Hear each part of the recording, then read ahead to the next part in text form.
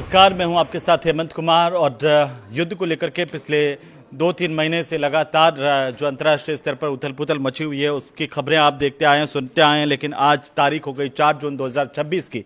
तब आखिरकार America Iran के बीच की स्थितियां क्या हैं, उन पर ज़रा विस्तार से हम बात करेंगे, बताएंगे कि आखिरकार कहां पर धमाका हुआ और एक भारतीय के मारे जाने की खबर मिल रही है।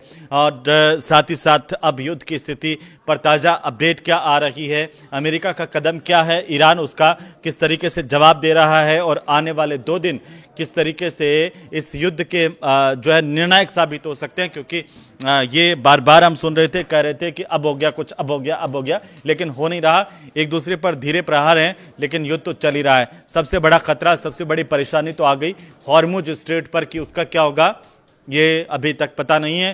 तो इसकी वजह से बहुत सारी दिक्कतें दुनिया भर में पैदा हो रही हैं। लेकिन अभी जो खबर आ रही है दोस्तों, वो ये आ रही है कि कुवैत एयरपोर्ट पर ईरानी ड्रोन से हमला हुआ है, उसका वीडियो सामने आया है। ये जो धमाका हुआ था और इस धमाके में छत के पूरी तरह से परखच्चे उड़ गए।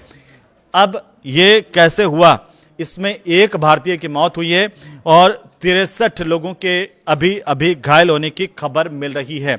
ये कुवैत का इंटरनेशनल एयरपोर्ट, जहां पर कल कहा जा रहा है कि ईरानी ड्रोन से हमला हुआ था और इस हमले का एक वीडियो बाकायदा सोशल मीडिया पर वायरल हो रहा है।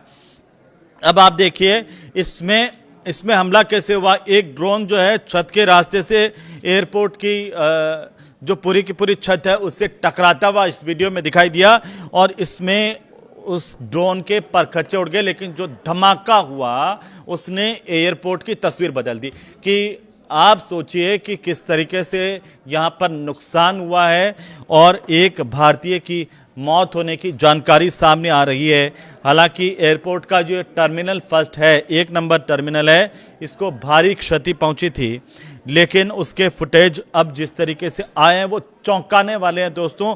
लेकिन ये हमला आखिरकार क्यों किया गया और क्या वाकई ईरान का ये ड्रोन था जिसने हमला किया कुवैत के एयरपोर्ट पर, ये सवाल अब पूछे जा रहे हैं। लेकिन आपको मैं बताऊं कि ईरान जो है वो जंग रोकने का जो प्रस्ताव अमेरिकी हाउस में पास हो गया है कि ईरान के साथ जंग रोक दी जाए, इस तरह की खबरें अंतर्राष्ट्रीय मीडिया के माध्यम से मिल रही है।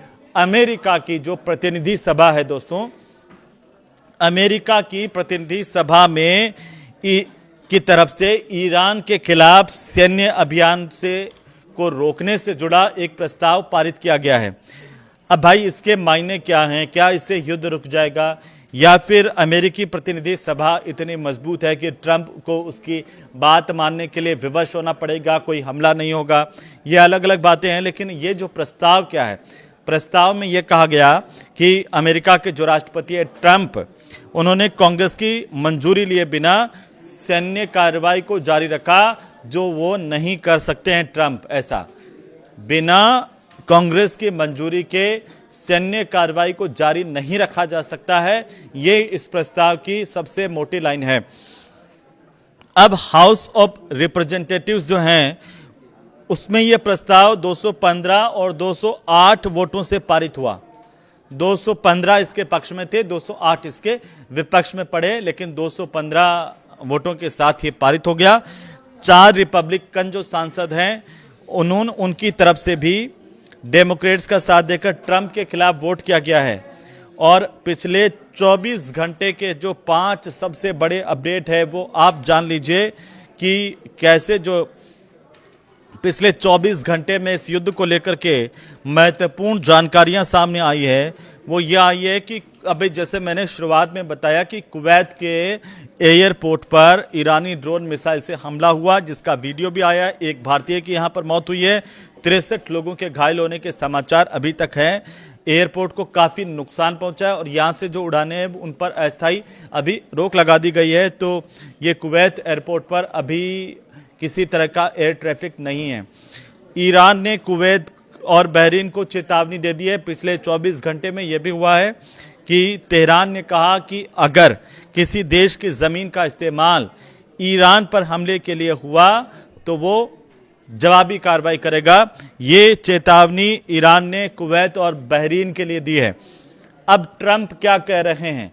ट्रंप जो बार बार बयान बदलने वाले व्यक्ति हैं, वो अब की बार ये कह रहे हैं कि ईरान ने परमाणु हथियार नहीं बनाने की शर्त मान ली है, लेकिन ईरान की तरफ से आधिकारिक तौर पर अभी तक इसे लेकर के कोई बयान जारी नहीं हुआ है। लेकिन ये दावा अमेरिका के राष्ट्रपति ट्रंप का है कि प्रस्तावित जो समझौता है उसमें ईरान परमाणु बम नहीं बनाने का वादा करेगा।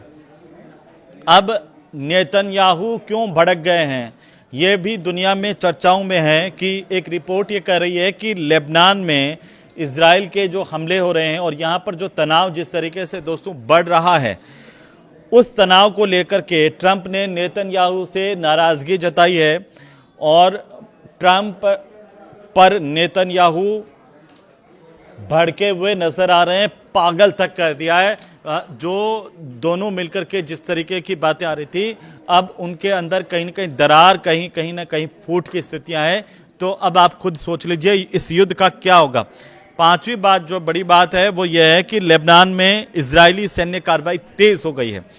हिजबुल्लाह ने 13 हमलों का दावा किया है, जबकि इजराइल की तरफ से कई इलाकों पर हवाई हमले करने की जानकारी सामने आ रही है और यहां पर लोगों को घर खाली करने के भी आदेश दिए गए हैं। तो स्थितियां अब गंभीर है। लेकिन इस वीडियो की जो सबसे बड़ी बात है वो मैं आपको बताने जा रहा हूं, वो ये है कि अमेरिकी संसद पर ही अब ट्रंप भड़क गए हैं। ये सबसे बड़ी बात है। और ये कहा है अमेरिकी संसद को ट्रंप ने कि मेरी ताकत घटना देश हित में नहीं है, देश हित के खिलाफ है। तो ट्रंप क्या वहां पर राष्ट्रवाद के जरिए अपनी रोटी सेकने की कोशिश अमेरिका में कर रहे हैं? ये सबसे बड़ा सवाल है। चारों तरफ से घिरे हुए ट्रंप को क्या अब अमेरिकी राष्ट्रवाद के नाम पर अपना बचाव दिख रहा है? क्योंकि उन्होंने अब अपना आखिरी हथियार निकाल लिया जब संसद ने, जब वहां के हाउस ऑफ रिप्रेजेंटेटिव्स की तरफ से और एक ये प्रस्ताव वहां पर अमेरिकी कांग्रेस में पारित हुआ कि बिना हाउस की सहमति के सैन्य अभियान ट्रंप जारी नहीं रख सकते हैं। तो अब ट्रंप संसद पर ही भड़क गए। ट्रंप ने कहा कि मेरी ताकत को अगर घटाओगे तो यह देश हित में नहीं होगा। यानी कि ट्रंप ये कह रहे हैं कि उनकी ताकत ही देश हित में है और वो राष्ट्रवाद का सहारा लेते हुए यहां पर नजर आ रहे हैं। क्योंकि ट्रंप ने जो ईरान के खिलाफ जिस तरह की सैन्य कार्रवाई की और इस पूरे मामले में उनकी शक्तियों को सीमित करने वाले संसद के निचले सदन हाउस ऑफ रिप्रेजेंटेटिव्स के फैसले की ये जो आलोचना उन्होंने की है, उन्होंने ये कहा कि यह फैसला गलत है, इसका कोई मतलब नहीं है। हाउस ऑफ रिप्रेजेंटेटिव्स की तरफ से ऐसा क्या किया गया दोस्तों? वो ऐसा ये किया गया कि एक प्रस्ताव हाउस ऑफ रिप्रेजेंटेटिव ने पास किया और इसके तहत जो राष्ट्रपति है वो ईरान के खिलाफ सैन्य कार्रवाई तभी जारी रख सकते हैं, तभी कर सकेंगे जब कांग्रेस इसके मंजूरी दे या फिर युद्ध की घोषणा करे, वरना नहीं।